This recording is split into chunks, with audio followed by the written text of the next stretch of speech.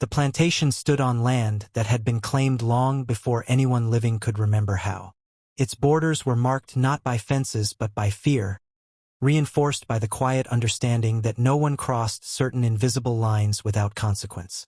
Generations had been born and buried beneath its soil, their lives measured not in years but in usefulness.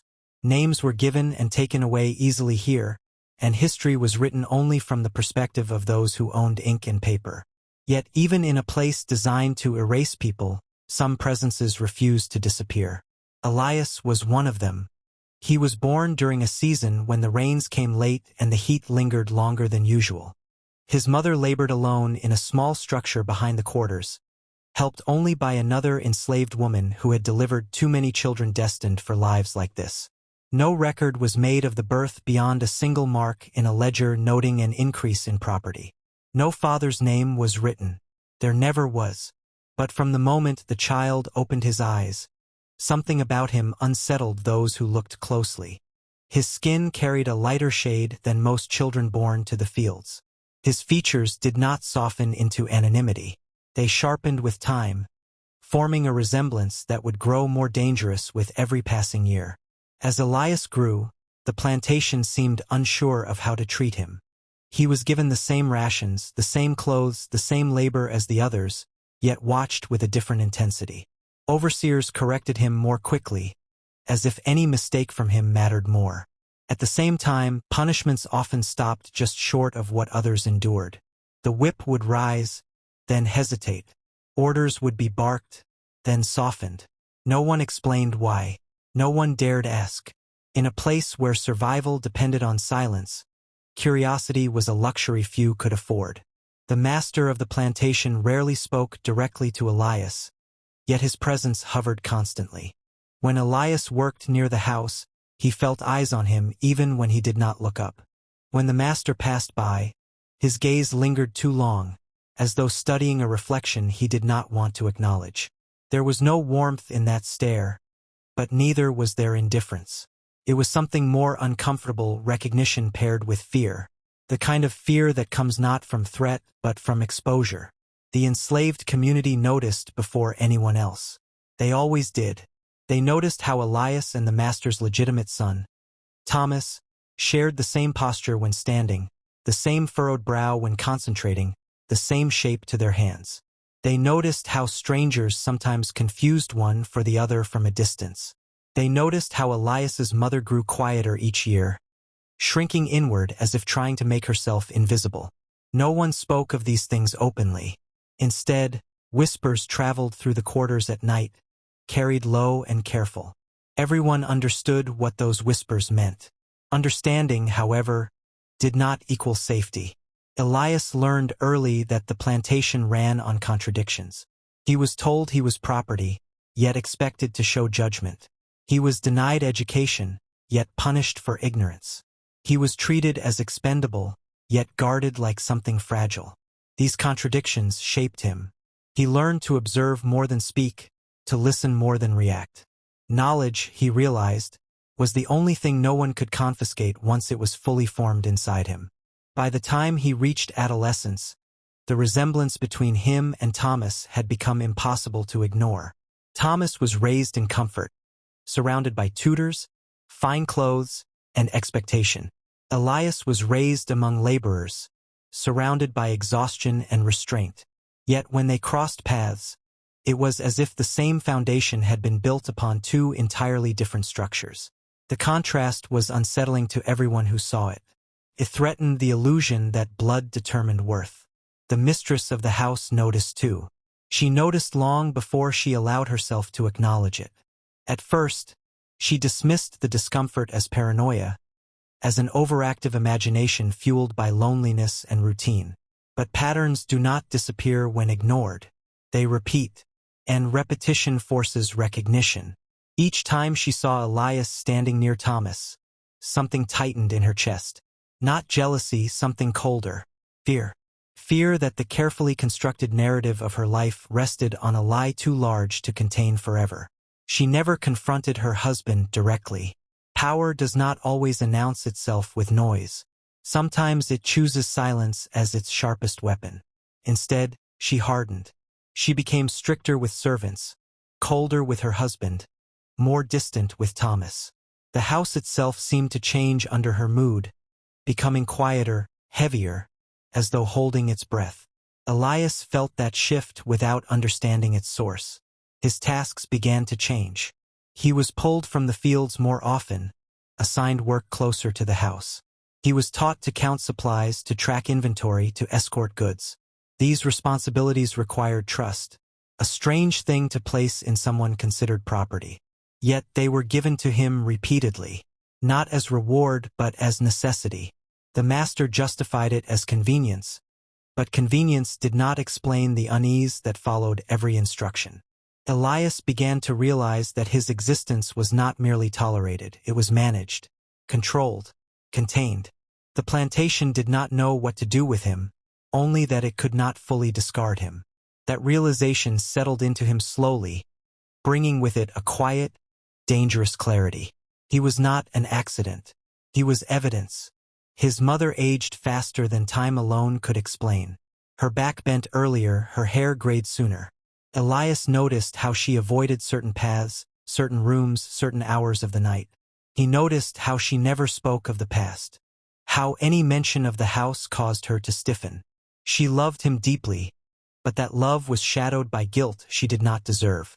Elias did not yet understand the full weight of it, but he felt it pressing down on both of them like an invisible hand. One night, after a long day of work, Elias overheard voices near the quarters. Hushed, urgent, fearful. He did not catch words clearly, only tone. A tone that carried the weight of truth spoken too close to danger. When he approached, the voices stopped. Ice turned away. That was when he understood something crucial. Everyone knew. They all knew. And knowledge, when unspoken, becomes a shared burden. As Elias entered adulthood, the plantation's routines remained unchanged, but the tension beneath them grew tighter. The master became more irritable, the mistress more distant, Thomas more observant, and Elias became patient.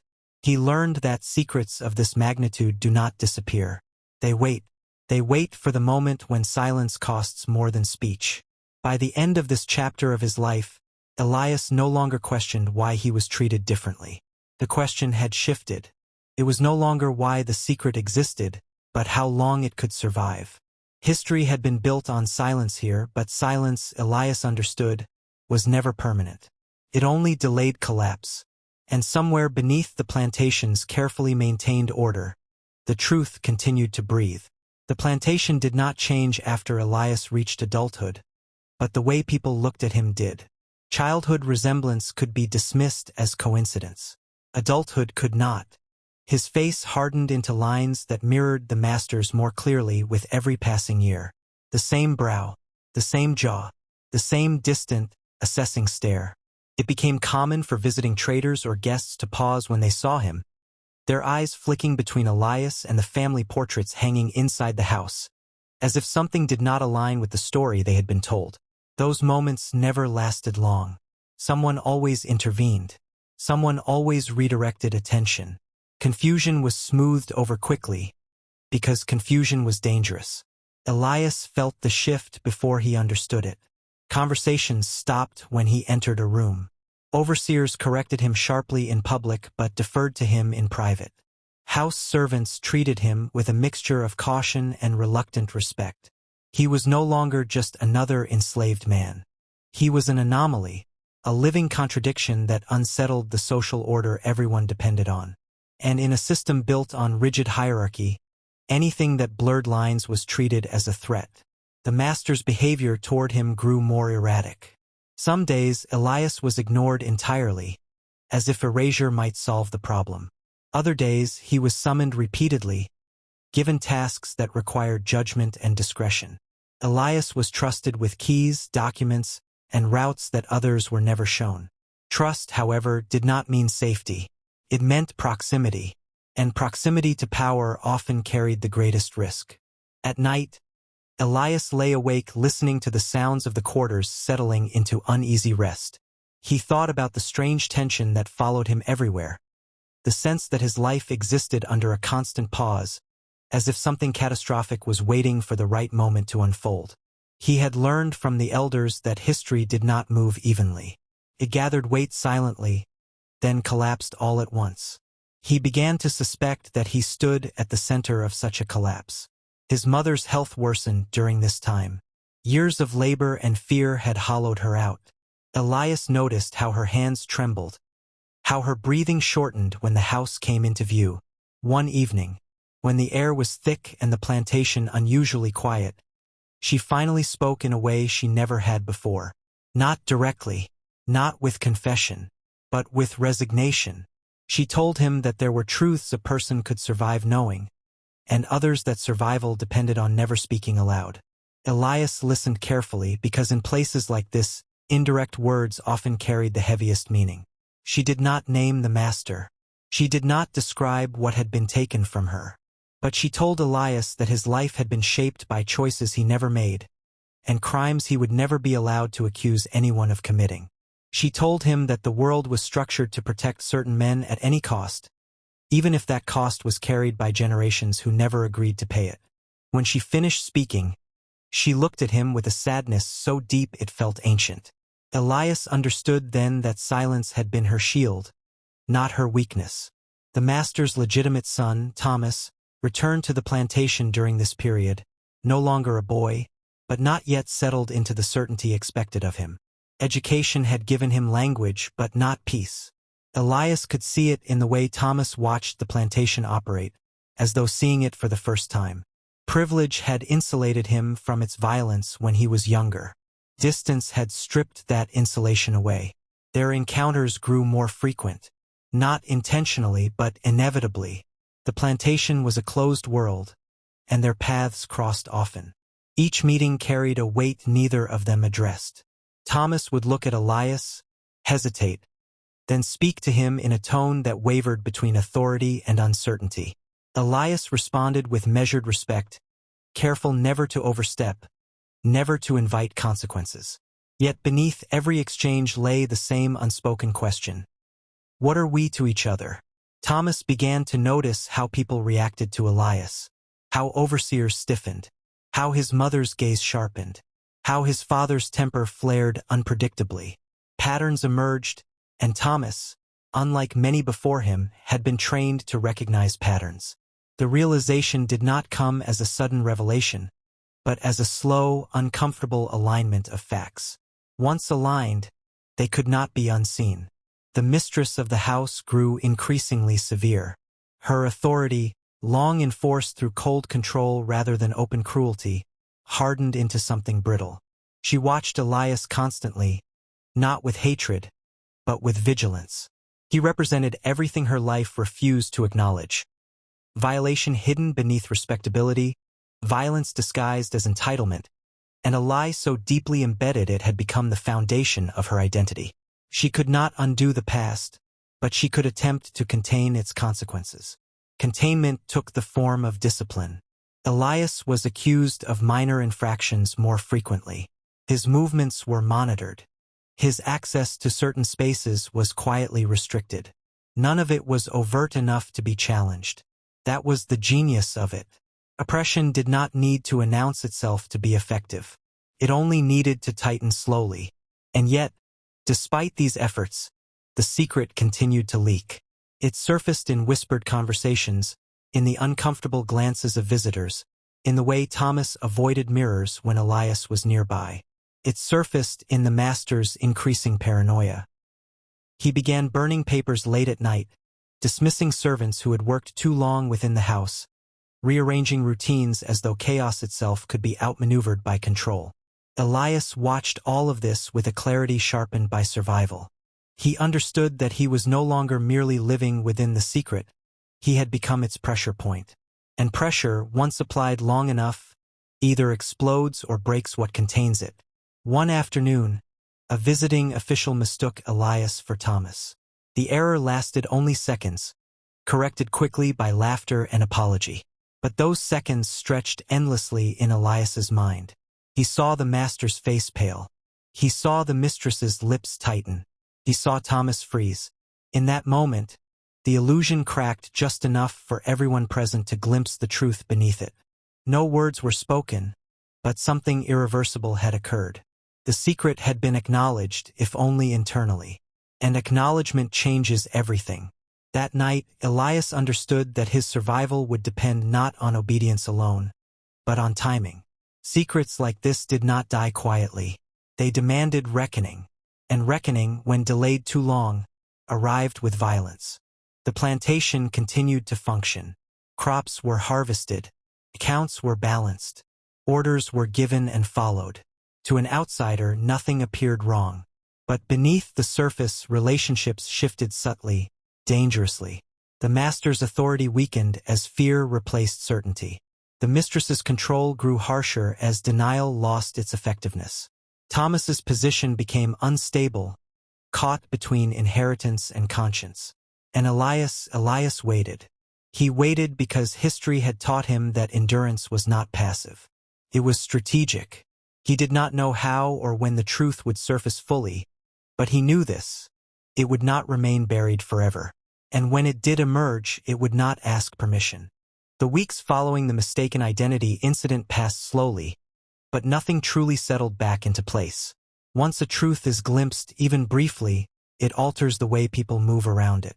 The plantation did not erupt into chaos, yet it developed fractures that could be felt rather than seen. Elias noticed how orders were given twice now, once aloud and once with a glance. He noticed how authority hesitated before asserting itself. He noticed how Thomas's voice, when addressing workers, sometimes faltered not from weakness, but from awareness. Awareness was dangerous. It destabilized roles that depended on ignorance to survive. The master began avoiding Elias altogether. This avoidance was not mercy. It was self-preservation. Elias understood that clearly. To acknowledge him openly now would require explanation, and explanation would invite scrutiny. Silence, though fragile, was still safer than confession. The master retreated into isolation, spending long hours in his study, surrounded by locked drawers and sealed documents. When he emerged, he appeared diminished, not physically at first, but spiritually. Power that must constantly defend itself begins to consume its holder. The mistress, however, moved in the opposite direction.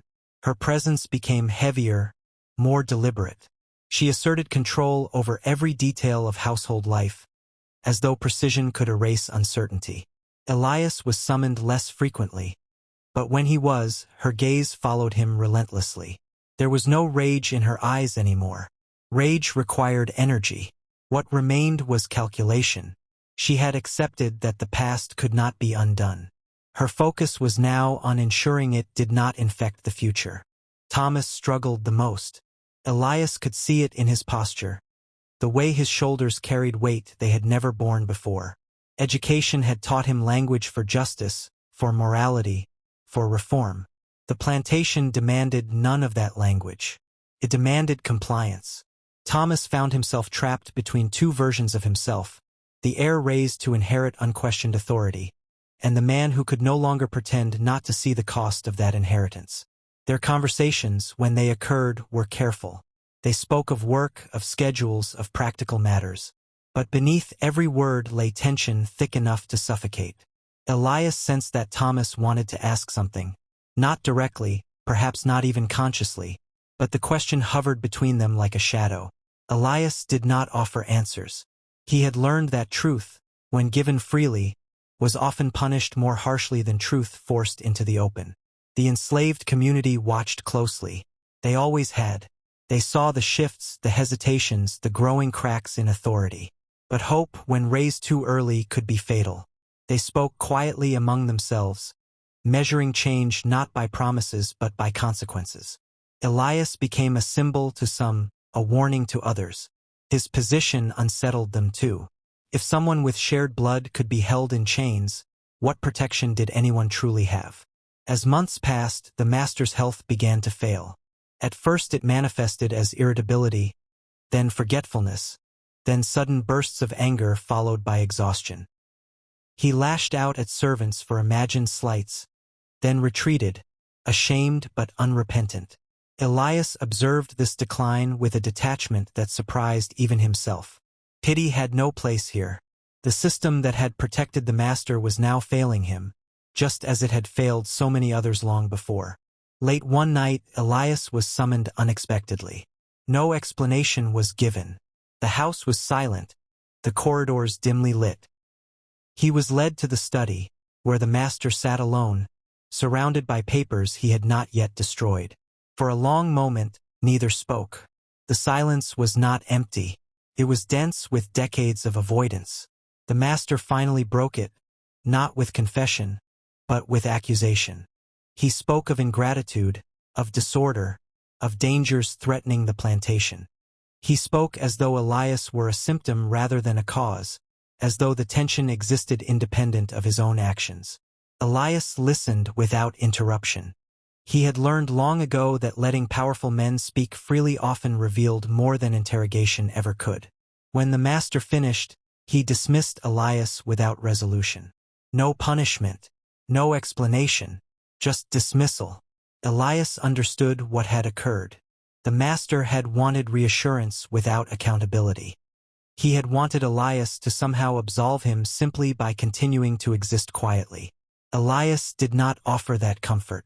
Silence in this moment was refusal. Word of the meeting traveled quickly, distorted but undeniable. The plantation sensed instability at its core. Authority no longer appeared absolute. That perception alone weakened it. Overseers grew harsher to compensate. Discipline increased. Violence became more frequent, less restrained. Systems under threat often respond with cruelty, mistaking fear for strength. Thomas attempted intervention. He questioned punishments, reduced workloads, altered schedules. Each change was small, framed as efficiency rather than morality. But even small changes disrupted long-standing expectations. The mistress resisted him subtly, undermining decisions, reinforcing old rules when she could. The master oscillated between support and opposition, too weakened to maintain consistency.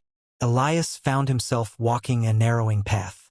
His presence had accelerated change, but change did not guarantee justice. In fact, it often invited backlash.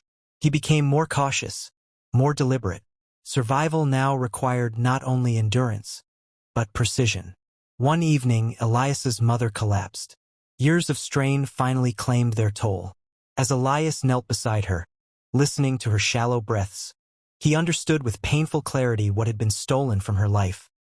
Not just freedom, but choice, dignity, and truth. She did not live long enough to see resolution. Before dawn, she was gone. Her death was quiet, unremarked by the house, barely recorded. Another life absorbed by the soil. Grief did not break Elias. It sharpened him. The final restraint, the need to protect her, was gone. What remained was responsibility, not just to himself, but to truth itself. He understood now that silence had preserved survival, but it had also prolonged suffering. The question was no longer whether the secret would destroy the plantation. It already was. The question was how much collateral damage would be allowed before the truth was forced into the open. The master's decline accelerated after her death. Guilt manifested as illness, paranoia, and fear. He spoke Elias's name more often now, sometimes calling for him, sometimes cursing him. Elias did not respond unless summoned directly. Power that depended on unspoken control had lost its grip. As the season turned, Thomas inherited not land yet, but burden. He stood at the edge of decision, aware that whatever choice he made would define not only his legacy, but the truth of his family's past. Elias watched him closely, not with hope, but with expectation. History, Elias knew, did not reward good intentions. It only recorded actions. By the end of that year, the plantation no longer felt stable.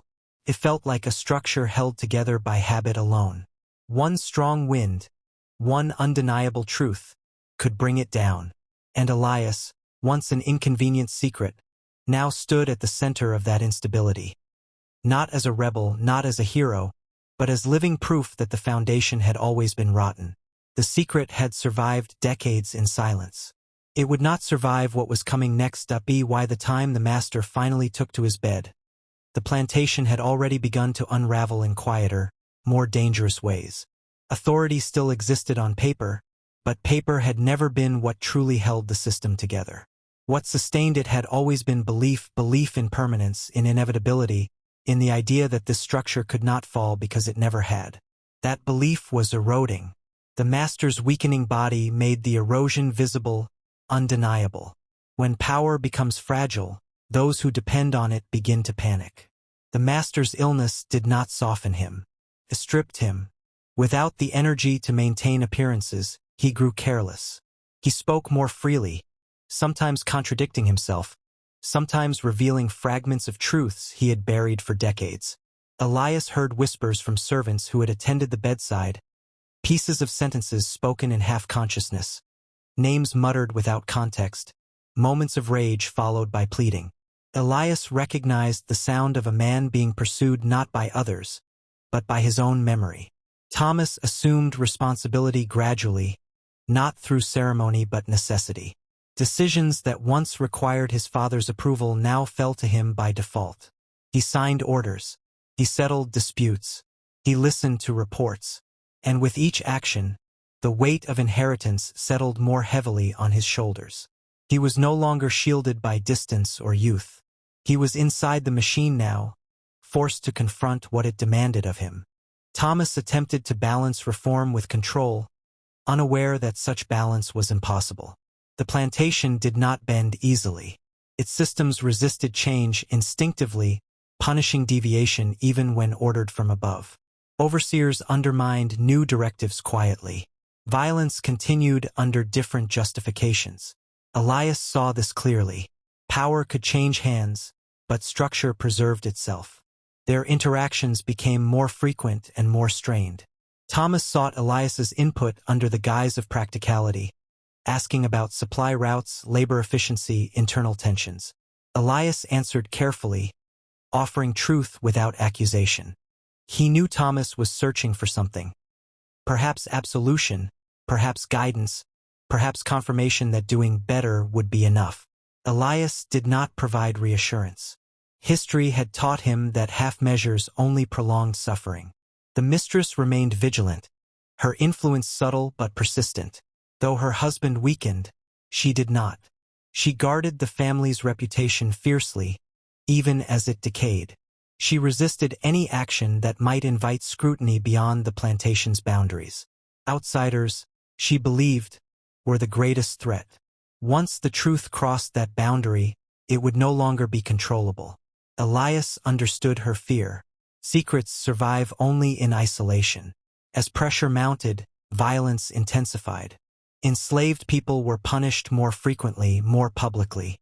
The system lashed out blindly, mistaking cruelty for stability.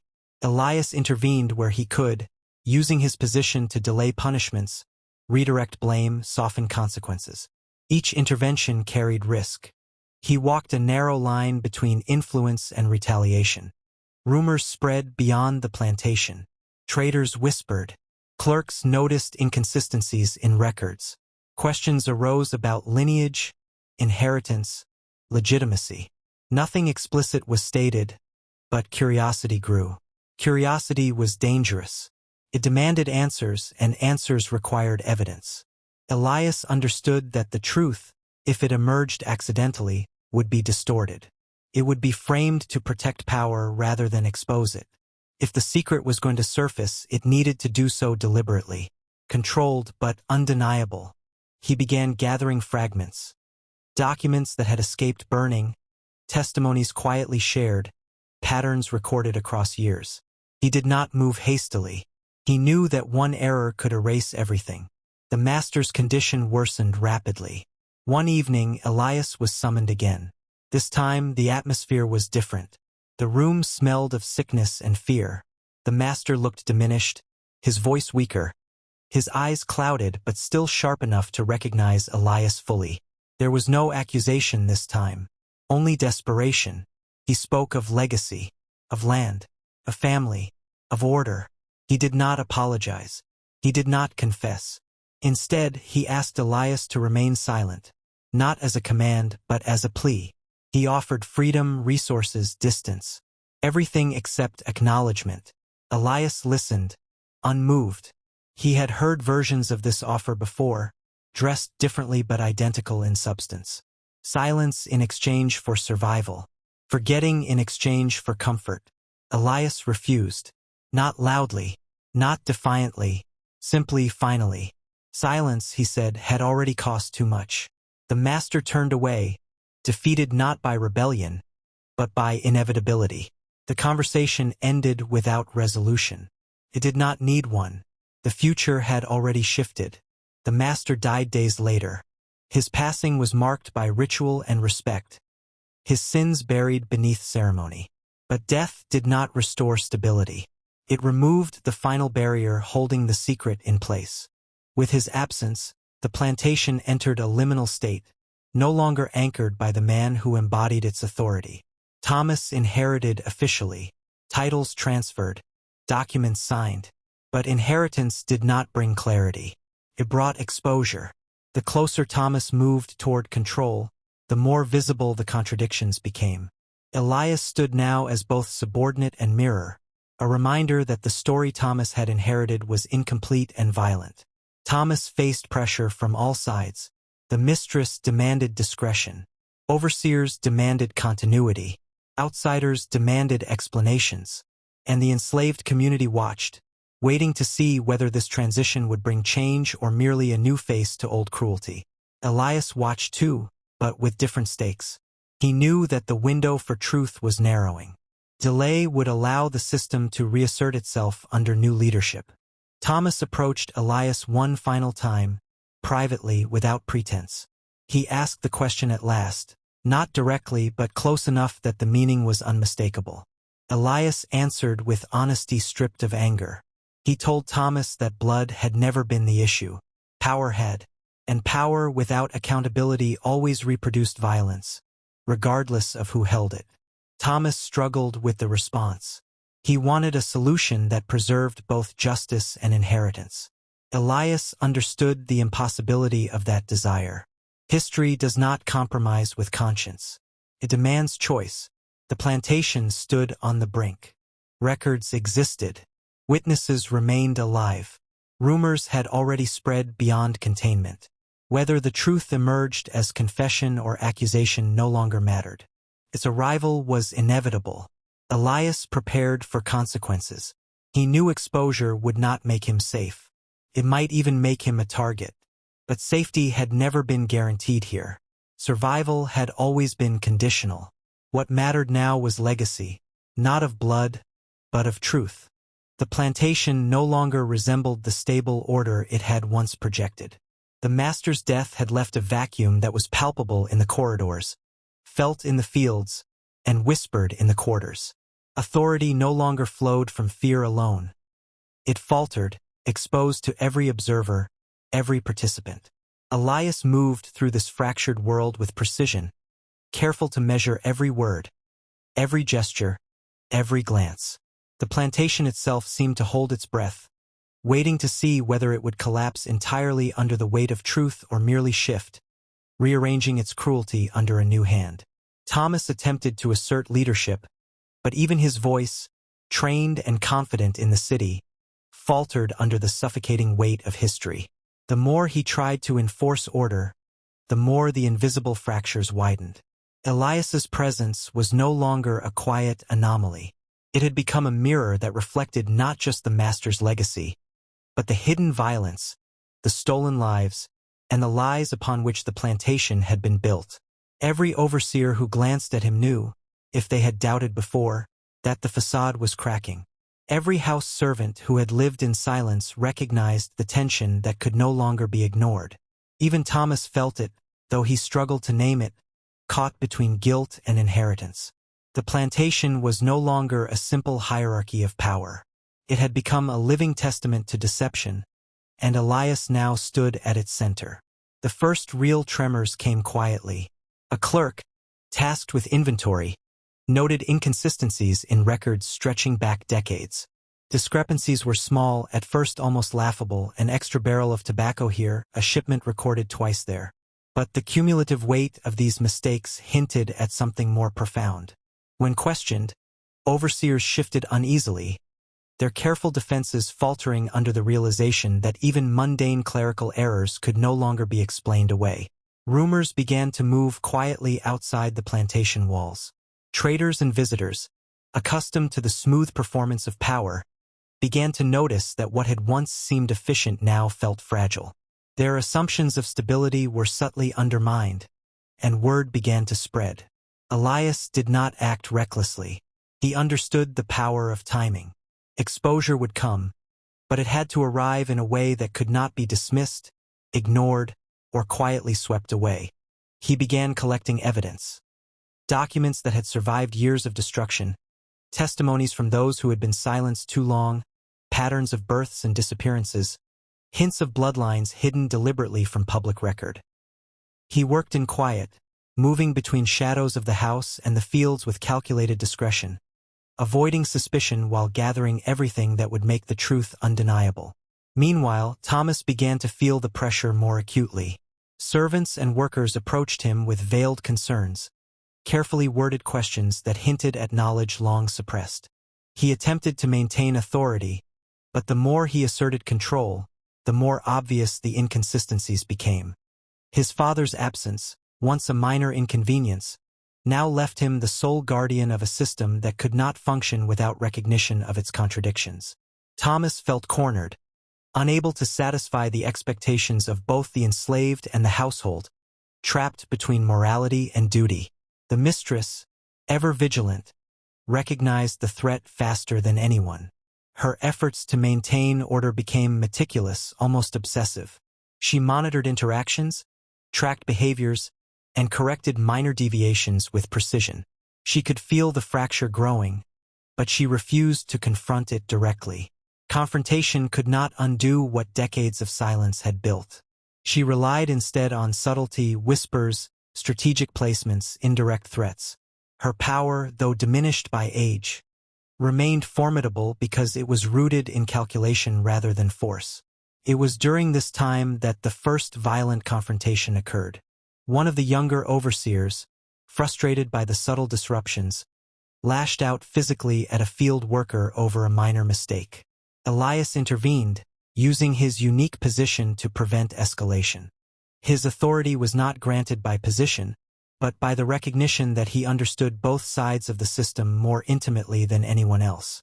He mitigated punishment, rebalanced expectations, and ensured the worker survived. But the incident sent a ripple through the plantation. Power, when challenged, responds violently, and even intervention can make the intervener a target. Elias's mother's absence, her passing, left a mark deeper than grief. It freed him to act more decisively, but it also reminded him of the personal cost of truth. Every step forward carried potential reprisal. Every attempt to assert justice could provoke violence or manipulation. He had survived years by navigating carefully, but now he was navigating an entirely new landscape. One where authority was uncertain, morality conflicted with survival, and truth demanded action. Thomas, increasingly aware of Elias's position, attempted to negotiate indirectly. He consulted Elias on labor issues, supply logistics, and household management. He sought guidance not just out of practicality, but because he understood that Elias's knowledge of the plantation, the patterns, the hidden systems, the unspoken rules, was unmatched. Elias answered without guile, providing clarity while withholding the broader implications of what he had discovered. He had learned that knowledge could be more dangerous than rebellion if given too freely. The enslaved community continued to observe. They spoke cautiously among themselves, weighing risks of revelation against the potential for change. Elias's presence had become a symbol, a reminder that survival within the system required cunning as much as endurance. Yet symbols, once acknowledged, inspire action. The longer he waited, the more pressure built. The plantation itself seemed to pulse with anticipation, a living entity responding to the inevitability of exposure. As months passed, small cracks became impossible to ignore. Discrepancies in record-keeping, unaccounted shipments, and the subtle behaviors of those in authority created a network of suspicion. Visitors noticed patterns that contradicted the story the plantation wanted to project. Whispers turned into questions, and questions demanded answers. Even the smallest error could no longer be contained by threats or redirection. Elias, patient as he had learned to be, began to see the moment approaching when concealment would fail completely. The first public confrontation came unexpectedly. A visiting trader, noticing a document misfiled among the master's papers, questioned its validity openly. The overseer responsible tried to offer explanation, but hesitation and fear betrayed him. Other witnesses, previously silent, began to corroborate inconsistencies they had observed. The atmosphere shifted immediately. Authority, always performative, revealed itself to be fragile. For the first time, the plantation did not function smoothly. People waited, unsure how much could be trusted or controlled. Elias saw the opportunity clearly. He moved carefully, coordinating quietly with those who had knowledge of the truth. He provided evidence where it could be acknowledged safely, ensuring that those who might resist could no longer deny the facts. Each step required patience, precision, and timing. Too much too soon, and the effort would be dismissed or destroyed. Too little, and the fractures would heal superficially, leaving the same cycle of secrecy intact. His approach was methodical, deliberate, and unflinching. Thomas, confronted with mounting evidence and pressure from multiple fronts, began to falter. His attempts at authority appeared less decisive, more hesitant. He realized that the plantation was no longer a machine that could be commanded, but a network of tensions, contradictions, and histories that demanded reckoning. He struggled with the moral implications of action, aware that every decision carried consequences not just for himself, but for every life tethered to the plantation's legacy. The mistress, sensing that the veil could not be maintained much longer, intensified her vigilance. She attempted to suppress conversations, monitor interactions, and enforce loyalty. Yet suppression had its limits. Elias, operating within the constraints imposed by her presence, continued to maneuver quietly. He cultivated alliances, ensured that evidence was preserved, and prepared for the moment when concealment would fail entirely. Every observation, every action, every document contributed to a growing inevitability. And finally, the moment arrived. A confrontation, long building, emerged not with spectacle but with precision. The inconsistencies, whispers, and evidence collected over decades could no longer be denied. Confronted with irrefutable proof, those in authority flinched, faltered, and, in some cases, resisted. The plantation's hierarchy, meticulously maintained for generations, began to unravel visibly. Actions were questioned. Decisions were revisited. Histories were re-examined. The system, once rigid and terrifyingly efficient, now quivered in uncertainty. Elias stood at the center, neither conqueror nor hero, but witness and executor. His role was not to punish, but to expose. His strategy was not vengeance, but revelation.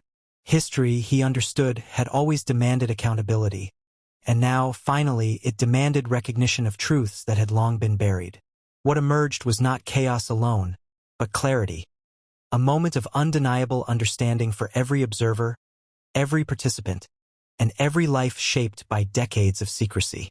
The plantation, once thought eternal, no longer claimed to be unassailable. Authority remained, but it was fragile, constrained, and visibly flawed. The legacy of deceit, exploitation, and silence had been confronted. Yet the cost was palpable. Trust, respect, and order once assumed were now uncertain. The lives of those involved, especially Elias, Thomas, and the remaining household, were irrevocably altered. The truth, once hidden, demanded acknowledgement, and acknowledgement, once given, could never be undone.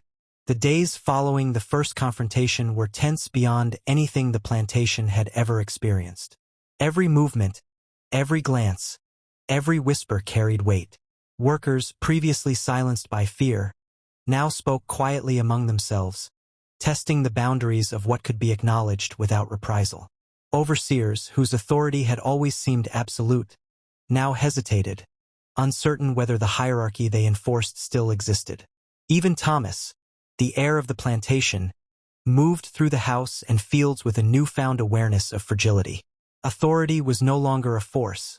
It was a suggestion, and suggestions could be ignored. Elias's role grew more central with each passing day. He had not sought to dominate or punish, but his presence now functioned as a check, a living record, a reminder that truth could not be silenced. He moved carefully, not out of fear for himself alone, but because he understood the fragile ecosystem of lives intertwined with the plantation.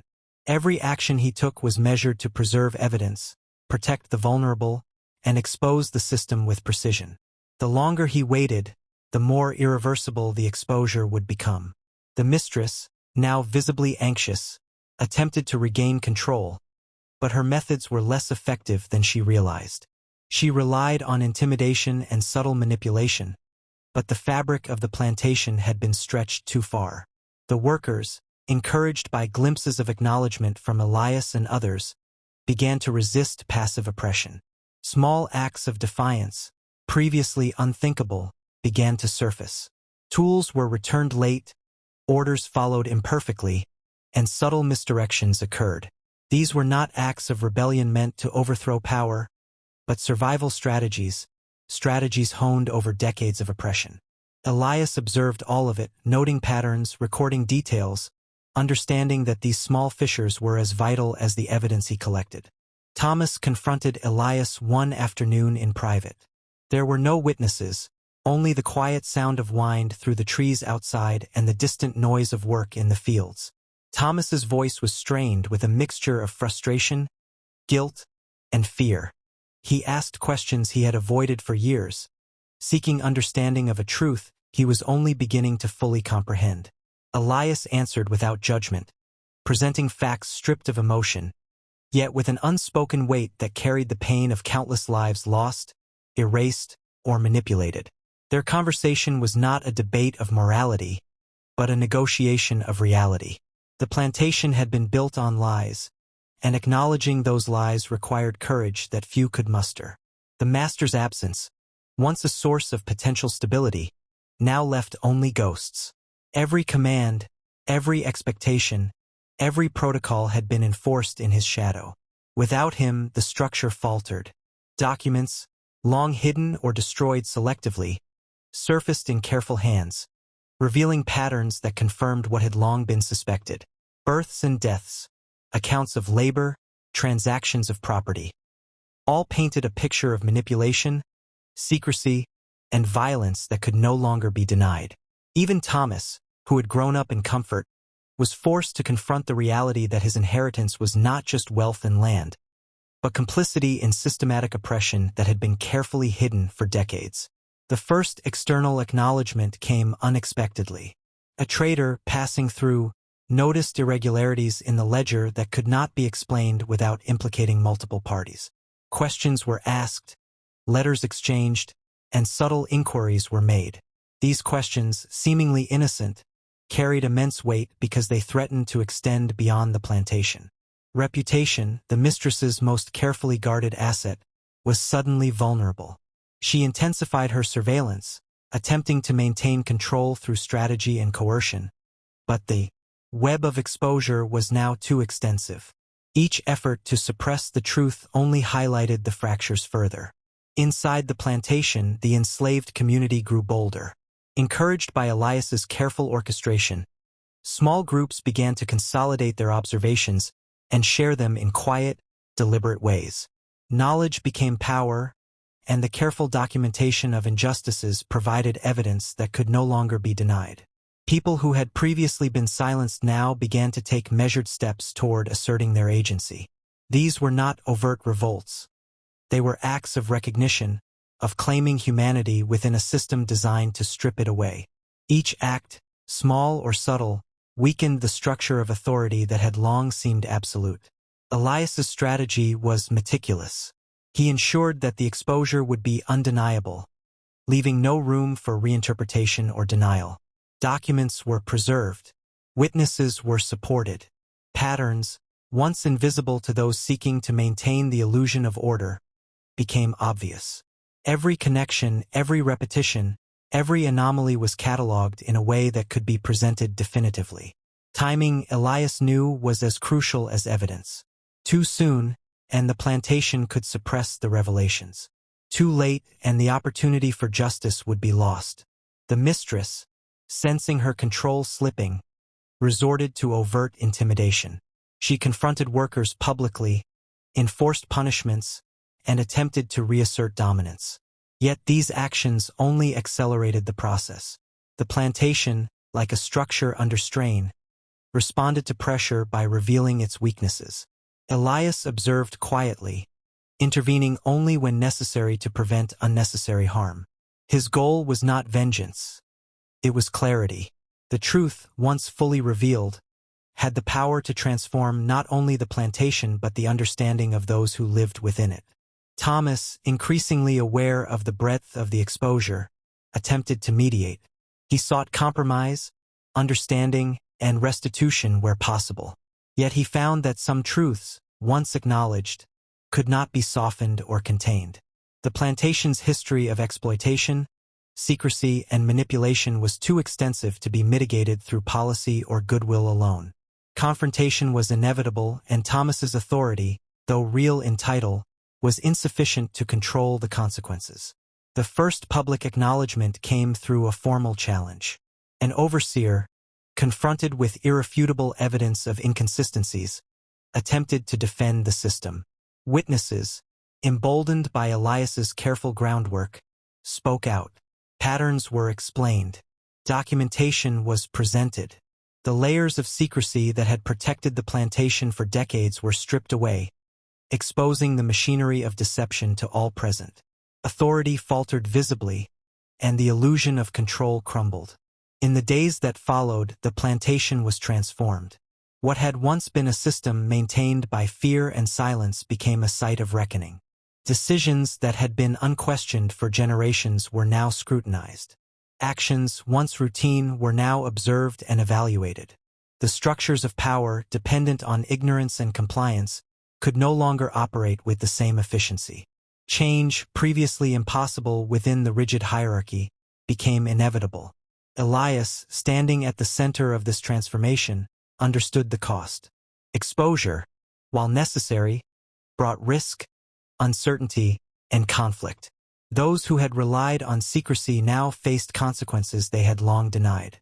Violence, manipulation, and coercion had been replaced not by peace, but by accountability. And accountability, in a system that had never acknowledged it, was violent in its own way. The lives of everyone within the plantation, from Thomas and the mistress to the laborers and overseers, were now defined not by obedience, but by the truth that had been forced into daylight. By the end of this period, the plantation had irrevocably changed. Authority remained, but it was fragile, visibly contested, and subject to scrutiny. Lies could no longer protect the powerful. Silence could no longer shield the guilty. History, once buried beneath tradition and fear, had been laid bare. Elias, neither savior nor conqueror, had ensured that the truth would survive, regardless of the cost to himself or those around him. The consequences of exposure continued to unfold. Relationships that had been based on hierarchy and secrecy were transformed. Trust, once assumed, now required verification. Decisions, once unquestioned, now demanded transparency. The plantation had survived decades on illusion and oppression, but it would never again function as it had. Its legacy, now fully visible, would shape the lives of those within it for generations to come. And through it all, Elias remained at the center.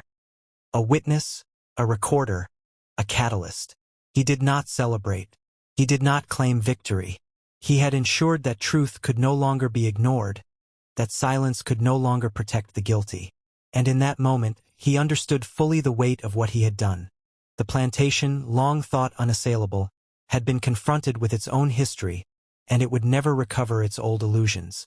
The plantation, once a monument to fear, obedience, and carefully constructed appearances, now stood exposed in a way no one had anticipated.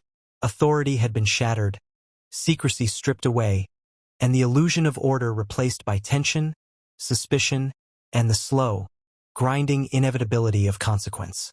Elias moved among the fields and quarters with a deliberate care, not as a master, but as a witness and a guide, ensuring that the truth of decades of hidden history was preserved, documented, and acknowledged. Every glance, every whispered conversation, every small gesture of recognition or defiance carried weight, reshaping the dynamics that had once been considered immutable. Those who had relied on the plantation's rigid hierarchy now found themselves navigating a world in which obedience no longer guaranteed safety or favor. Thomas, still young and untested, confronted the complexity of inheritance in ways he had never imagined. Titles, land, and authority, once symbols of certainty, now seemed hollow. Every decision he made risked amplifying injustice or triggering backlash. Even the smallest act of authority could no longer be exercised without awareness of its moral, historical, and human consequences. Elias, patient and methodical, became both a mirror and a guide, reflecting back the cost of the lies that had sustained the plantation and the fragility of the legacy Thomas now held. Authority, stripped of its protective illusions, became a dangerous, unstable instrument. The mistress, once the unseen guardian of secrets, now found her control challenged on every side. Her meticulous planning and subtle manipulation, which had maintained stability for decades, were now ineffective against a network of awareness that could not be silenced. Servants, overseers, and workers who had once obeyed without question now acted with deliberation, aware of how easily the truth could be revealed and how fragile the consequences for those in power had become. Even small acts of defiance, gestures previously considered insignificant, carried disproportionate influence. The plantation's social fabric, woven from generations of fear and silence, was unraveling thread by thread. Elias understood the delicate balance required to navigate this transition. His goal was not vengeance but recognition, the recognition of truth, the acknowledgement of lives erased, the validation of experiences suppressed by decades of hierarchy and violence. He ensured that evidence was preserved, that testimony could be verified, and that the patterns of exploitation could be clearly seen by those with power and those without. The system, once carefully constructed to absorb dissent and bury evidence, now found itself exposed, unable to defend itself against its own contradictions. As weeks passed, consequences became unavoidable. Overseers who had enforced cruelty for decades found their authority questioned and undermined. Small, carefully orchestrated acts of resistance and documentation by the enslaved community made it impossible to maintain the illusion of order. Workers began to speak openly about injustices, some with fear, some with courage born of necessity. Their words carried the weight of decades of silence, and the plantation's leadership could no longer ignore them. Every denial, every attempt to suppress testimony, only further highlighted the extent of the deception and abuse. Thomas, caught between the expectations of his family, the demands of the enslaved, and the weight of truth, struggled to reconcile these forces. He attempted to implement reforms where possible, but he discovered that the plantation's legacy was more deeply entrenched than he had imagined. Every policy, every correction, every acknowledgement exposed further contradictions. Decisions that had once been simple, who to reward, who to punish, who to trust, now carried historical and moral weight. Every choice rippled through a network of lives that had long been constrained by secrecy, oppression, and fear. The final reckoning began with exposure beyond the plantation's borders. Traders, visiting officials, and neighboring landowners, once accustomed to unquestioned authority and impeccable appearances, now encountered evidence that could not be dismissed. Records, testimonies, and patterns of manipulation and abuse revealed the hidden truth of the plantation's operations. Questions were asked, letters exchanged, and inquiries pursued, placing additional pressure on the household. The veneer of respectability that had sustained the family for generations now threatened to crumble entirely. Elias, in the center of this storm, moved carefully but decisively. He ensured that the truth would be undeniable, that the consequences for deception would be visible, and that the voices of those long silenced were finally heard. He coordinated with witnesses, preserved documents, and created a network of verification so that no denial could survive scrutiny. He understood that the exposure, while morally necessary, carried immense risk for himself, for Thomas, for the household, and for those within the enslaved community.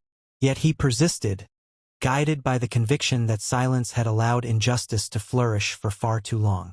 As the plantation's internal and external structures began to collapse, the human cost became evident. Relationships once governed by hierarchy and fear now fractured under the pressure of truth. Loyalty, once assumed, had to be earned or reconsidered. Obedience, once unquestioned, now required reflection and understanding.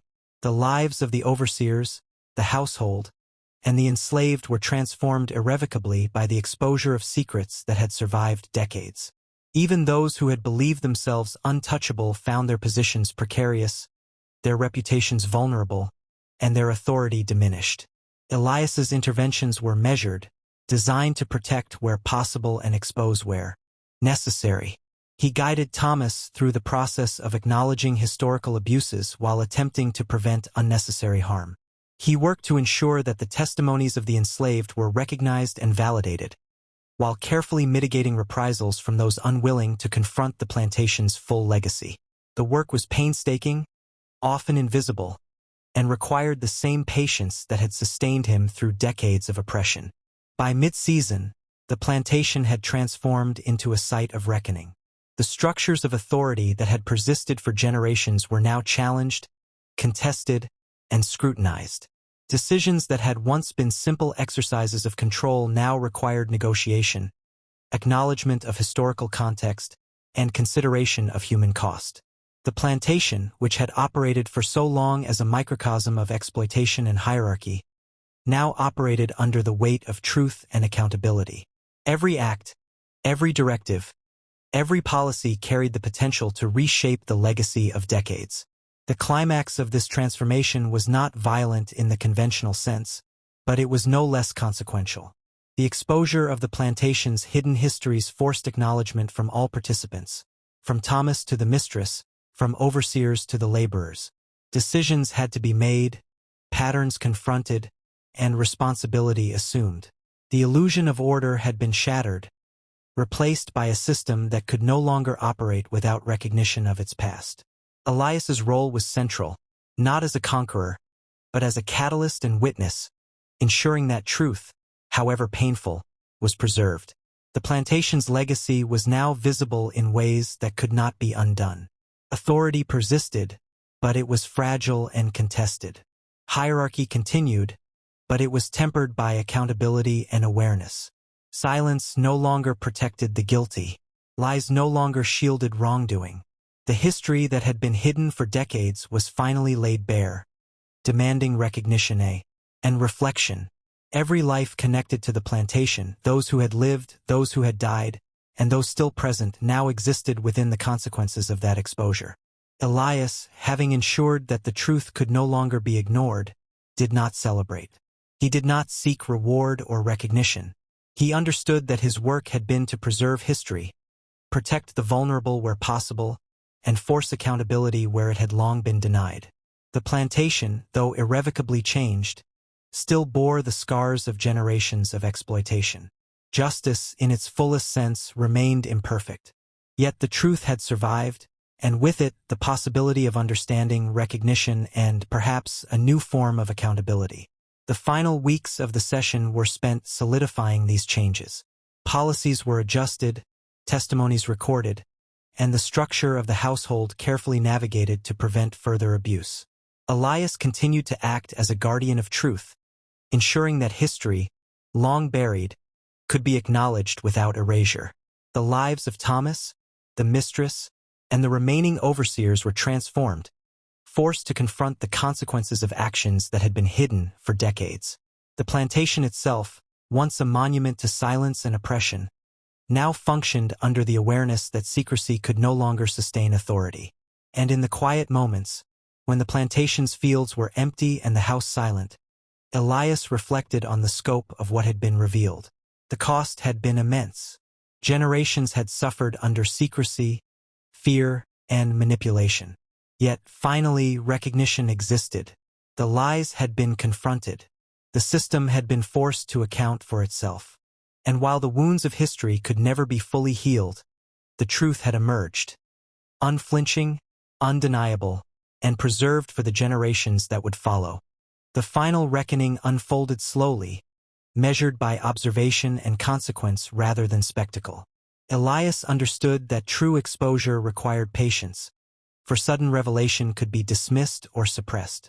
Every moment, every gesture, every interaction was now part of the unspooling of decades of secrecy.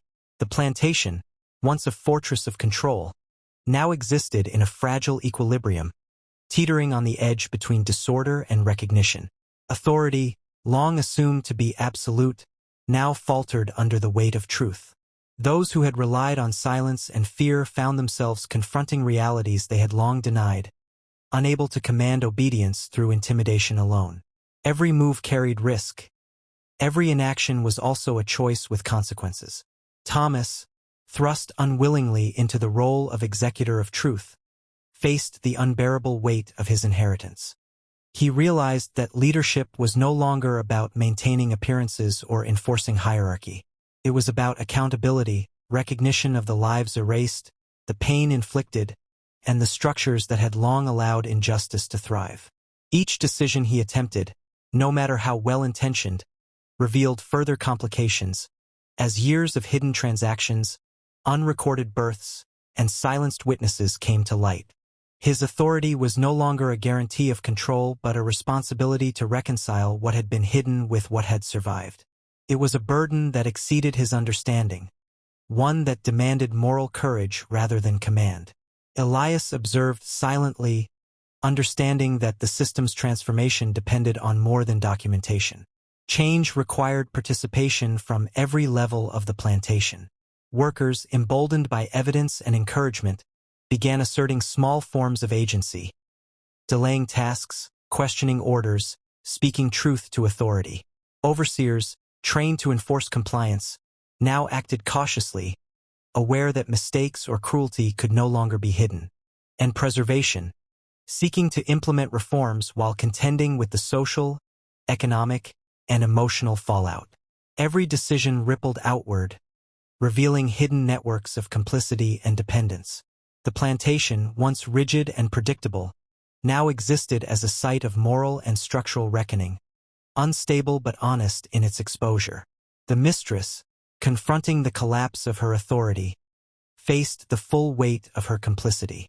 Decades of subtle manipulation, surveillance, and enforcement of hierarchy had preserved the family's image, but could not withstand the evidence Elias presented. She moved carefully, attempting to negotiate survival through compliance and strategic concessions, but the momentum of truth was stronger than any individual's capacity to resist.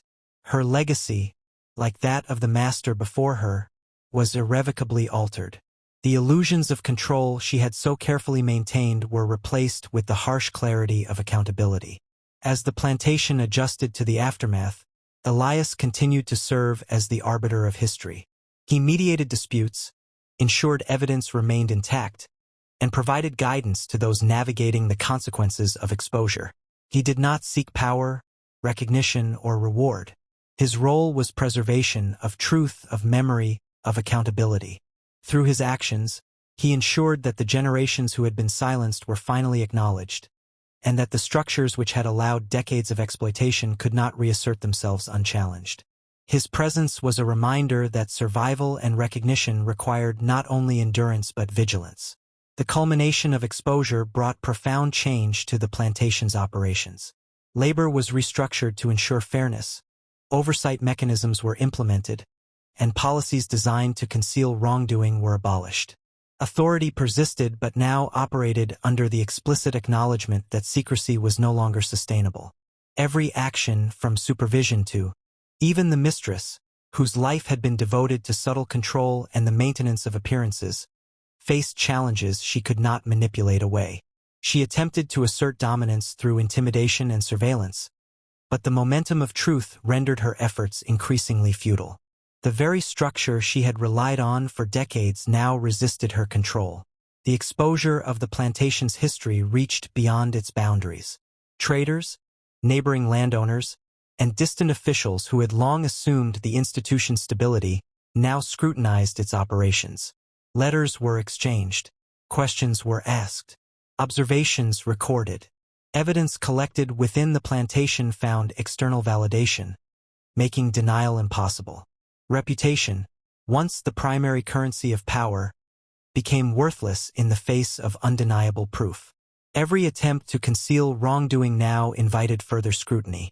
The consequences of decades of secrecy could no longer be contained, and the plantation's legacy of exploitation, manipulation, and hidden cruelty became a public reckoning.